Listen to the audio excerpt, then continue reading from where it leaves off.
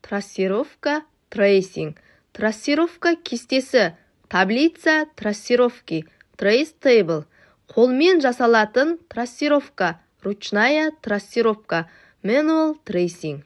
Алгоритмнің дұрыстығын тексеру үшін оны программалау тіліне аудару немесе компьютерде орындап көру міндетті емес. Адам алгоритмді трассировка көмегімен тексере алады.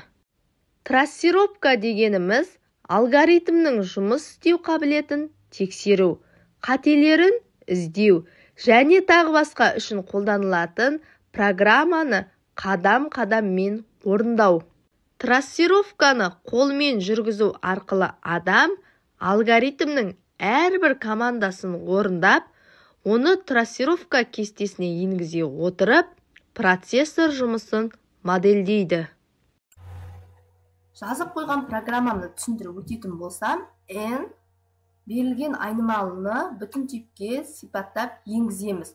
For i in range 100 n плюс 1, яғни 100-ден бастап бір мән қоса отырып тізбек құрамыз. n1 деп отырғанымыз алғашқы цифрны анықтау. Алғашқы цифрды анықтау үшін айнымалыны 100-ге бөлгендегі бүтін бөлігін табу арқылы анықтаймыз. n2-ні анықтау үшін, яғни ортаңғы цифрды анықтау үшін айнымалыны 10-ға бөлгендегі бүтін бөлігі және 10-ға бөлгендегі қалдық бөлігі табу арқылы анықтаймыз.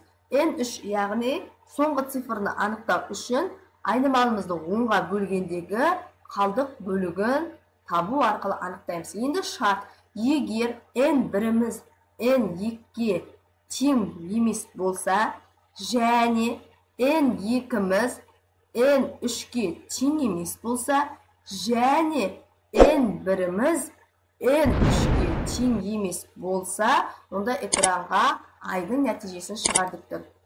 Яғни запуск беріп сақтаймыз, сақтағаннан кейін нәтижесін алатын экранымыз пайда болды.